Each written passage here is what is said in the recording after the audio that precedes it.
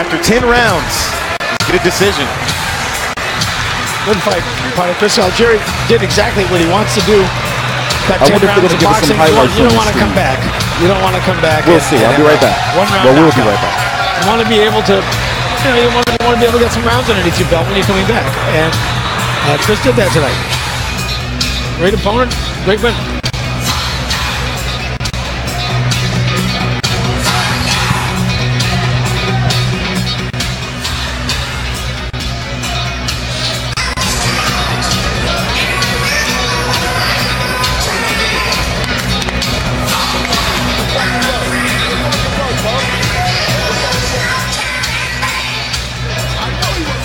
From the opening bell, Chris Algieri, lights out.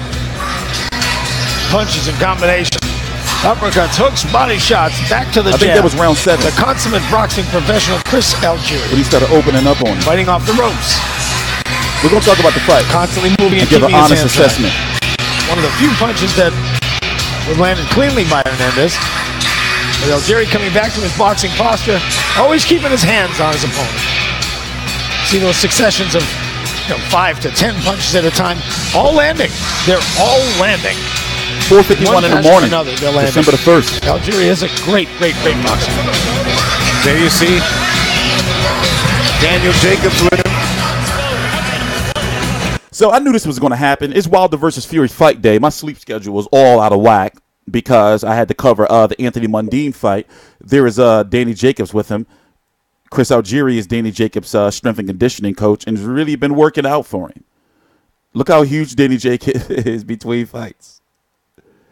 But Chris Algieri is back. This is his first fight since he lost to, he got ass blasted, actually, no disrespect, by Errol Spence in April of 2016. April of 2016. So he's been out the ring 30 months. 30 months, give or take. Let's listen to the cards. This was actually about 5 hours ago. I fell asleep in the first round, so had to get up, cover it. Head inside the ring for the... It's 4:52 a.m. Eastern Standard Time, December the 1st, 2018. I'm TstreeT Controversy. This is TstreeT Controversy Live. So I've been up like an hour. Showered, obviously, to wash my ass. And I am going to get some more sleep before the Wilder Fury stuff starts at about 5 p.m. Eastern or so, my time. Of the evening. We now go to the judges' scorecards. John McKay saw this one 99-91. John Basile and James Kinney scored it 100-90. All three judges in favor of your winner by unanimous decision, the Fighting Pride of Huntington, Long Island, Chris Algieri. You hear that clipping and the sound? Let's see if they give him a post-fight interview. You hear that clipping and the sound? I watched this fight on this app, FiteTV. I got like every single fight app you could possibly have. Also, Ryzen comes on FiteTV. Mayweather versus Tenshin Nasukawa. That. I've been watching Ryzen on this. I watched Canelo versus Golovkin 2 on this. I almost got Liddell versus Ortiz on this, but I was able to get it on Comcast Xfinity. But anyway, Chris Algieri is back. He is now 22-3 with 8 KOs.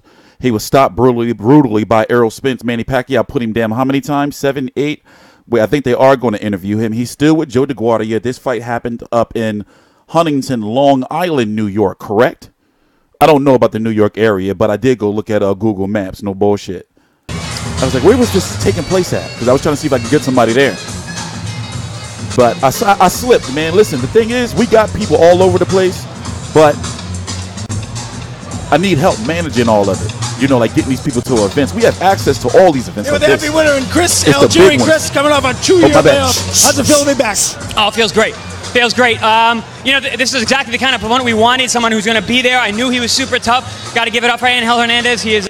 A lot of people. I'm sorry. I'm gonna let you hear it. But a lot of people be like, TstreeT, why you always putting the FBI? Because even though I can legally do this, especially like I don't want to get into it, but it helps cover my ass. All right. So I show you the important parts, And I let you hear the post-fight, but why do you got to look into their face? You can. That's up to you if that's your shit. But relax. Stop being rude. He's a super tough guy. He's given a lot of tough guys good fights. He comes and wins rounds. He's here to win. He's not here just to roll over. I needed the rounds, get my timing, get my rhythm. I felt great in there. You know, I definitely got some things to work through. With my new coach, Andre Razier, and, of course, my old coach, Keith Trimble, as well. We're just going to sharpen up the tools and keep going. I mean, I could see from the beginning that he's a great opponent for you to come back with. Him giving you the 10 rounds, you need to work, you need to bring the rust off. Yep. And we call it oxidation. We don't call it rust. Says the Fighting Collegian. At the same time, now, Chris, after 10-round decision here, what are you thinking about next? You know, my body feels good. I didn't take much damage in the fight. I think my hands are good, so I'd like to come back sooner. You know, early in 2019, there's a lot of big things out there, and the landscape of the sport is awesome. You know, it's fun to be a fighter right now. So I'm really excited for 2019. It's going to be a big year. Now, are you thinking of campaigning at 140, 47, or a mix That's of a big both? question. 140. I'm gonna look for a title at 140, but if fights come up at 47 that makes sense, like before, hey, you know, I'm not opposed. Excellent. Fantastic win for you tonight. Chris Algieri, victor tonight. Honest assessment, I'm not going to judge him. I've been watching boxing way too long. Like, he been off all that long-ass time. He needed to get the rounds. Usually when boxers come off of a long-ass layoff like he do, they fight on, like, cards like this or, like, dark matches like Peter Quillen. You know? So I'm not going to judge him. So what I was looking for is to see, like, how rusty he was going to be. All right, you know, it comes with the territory, right? And also, I wanted to know what division was he going to be campaigning at. He better stay his ass at 140 pounds because, see, 147, too much politics up there. It's too much politics up there. Unless he goes to the zone, and let's say he has one more fight. You know, I'm not saying that Chris Algieri is going to be getting knockouts or anything like this. Let me pause this. I'm not saying that he's going to be going out there getting knockouts and shit like that. But he does have to work off, you know, like work on some things. He's got a new team. He's not out of the cage, unfortunately. He's still up in there, but he's done from what I've seen. I keep missing him.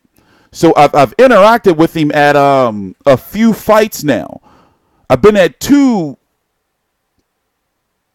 I've interacted with him a few times. And every time I would go say, "Yo, Chris, you got a few minutes to talk?" You know, he'd be like, "Yeah, I gotta go, you know, do some shit." You know? So I know that with somebody like him, with the way he talks and the way he handles himself in interviews, you can get some good material out of him on the sport of boxing as a whole. Especially when it comes to strength and conditioning. Like, I want to ask him all about that shit. You know, like, when do boxers, you know, when should they start cutting weight? And if you were Adrian Broner, what would you cut? And stuff like that. And how, like, alcohol affects and all that shit.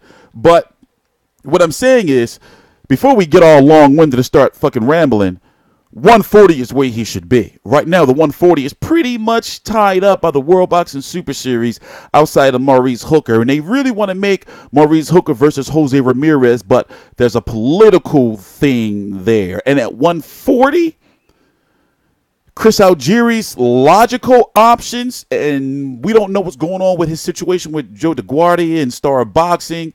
I know there were some issues before with that, but maybe that is soothed or whatever, but the zone has the money.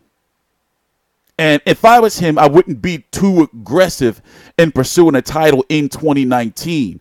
See how this shit play out, you know, with the World Boxing Super Series. But however, he's got to get some fights in there. If he goes over the top rank, I think they're going to try to, you know, get him in there with motherfucking Terrence Crawford. That's no good at 147.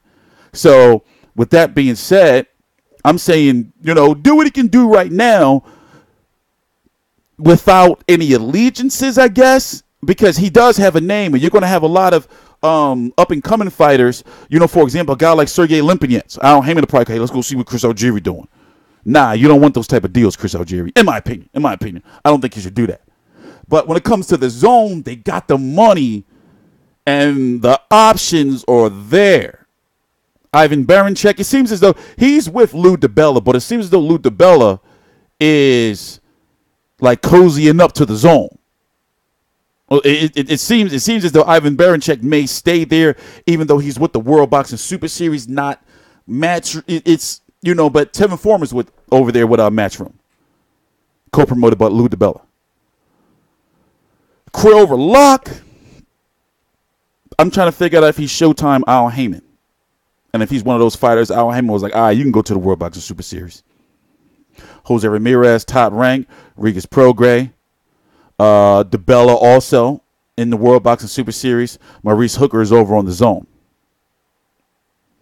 Chris Algieri, if he wants to travel, maybe him going overseas to see what's up with Anthony Yiggett. Can you dig it? I'm talking about if he wants to campaign at 140 pounds. Victor Postol. Antonio Roscoe, he's with Golden Boy. He's got a fight coming up against, I forgot against who. But when you look at 147, I don't think he wants no parts up there. Unless he go fight a Devin Alexander, Andre Berto. Go over the top rank. Maybe they give him a Igis Kavalaskis. Igis Kavalaskis, he is Terrence Crawford's WBO mandatory, but I'm still, his last win was spectacular, but we still trying to figure out who he is. And that's why I guess they're going with Terrence Crawford versus Luis Collazo. But nonetheless, Kavalaskis is not going to go away. So it's looking like Terrence Crawford's schedule may be Luis Collazo. He wanted Danny Garcia. Luis Collazo and Kavalaskis because of the mandatory, unless they get a unification. I don't know. It's too complex, man. Not for me. I mean, for you guys to keep going through all this shit, because then before I know it, I'm going to want to go looking at resumes and seeing who's available and who's not. But I think 140 is the place to be, personally. And tonight, like I said, when you're coming off of a layoff like that, you really can't. Let me see if we can just go to a random point in the fight. So you can see how he was moving. And that's Chris Algieri. So and the thing is, he gets sometimes in situations where he'll stop this movement and start coasting around, not throw no punches, and then sometimes get on the ropes and get hit with some shit. This is his style. So when you got a pressure fighter, it's hard for him to keep pressure fighters off of him. So that's why conditioning, has got to be there. Remember, Pacquiao dropped his ass 6 times, or was it 7? 6, I think it was, right? He was turning, and Pacquiao with those angles kept catching him with the same shit. But it's crazy how he came such a long way since then and made his bones outside of boxing with the strength and conditioning. But damn, this video is getting long as shit. I'm TstreeT Controversy. This is TstreeT Controversy Live. I cover every single major fight live. This fight was actually, I already showed you already, it was on FiteTV. $15. I was kind of upset. I was like, they should have made it 10, but I did it for you, the people. We have it in the budget. Please subscribe. I'll link some on social media right in there below in the description box.